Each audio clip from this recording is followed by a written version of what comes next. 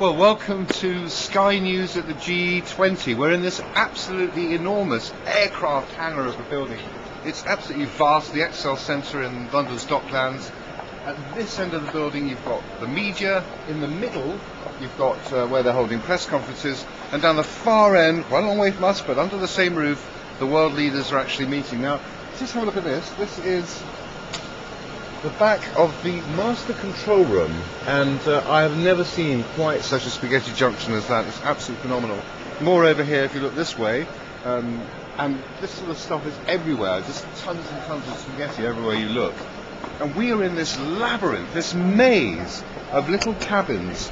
Each broadcaster has one or two, at Sky's case, 3 little rooms, down these great long corridors, another one behind us there. There's probably 12 corridors by 12. Very easy to get lost because, of course, the numbering system is not quite what it could be. So here we're walking through the Germans at the moment, the German broadcasters. Right. And we're going to go to the end of this particular corridor, which will take us to what we call our stand-up positions, where, bear in mind, there are 22 countries at this event, plus the United Nations, the IMF, the World Bank, and so on. So quite a huge event.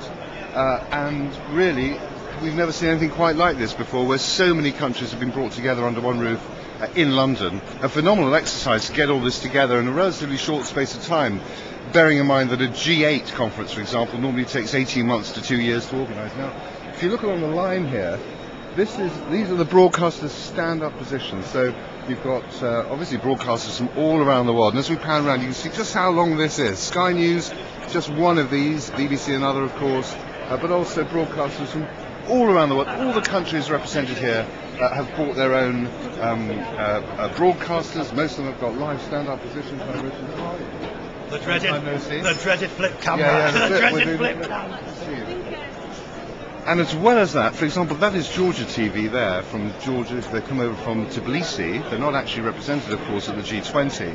But they have not got their own stand-up position. What they're doing is they're standing there scooping up interviews, so that, for example, when we interview Alistair Darling or Peter Mandelson, Bob Geldof's been around earlier on, they will try and jump in on those interviews and get their own interview for Georgia TV. In fact, I gave them an interview myself only yesterday when they wanted a British expert, and yours truly was the nearest thing they could find to one. Anyway, this is the long line of stand-up positions. I haven't counted them, but I imagine it's something like 30 or 40. And then we emerge into the written press. Now, they don't have a labyrinth of corridors as we do in radio and television. They're all sitting open plan, as you can see here, this vast area.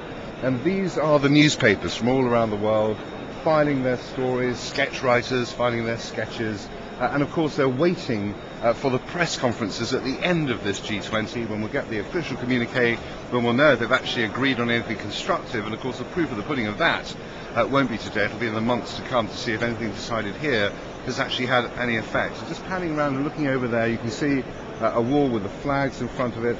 That's a fake wall, of course. It's been put there for this particular event.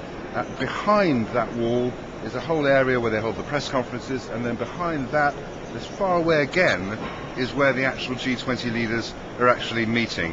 And this building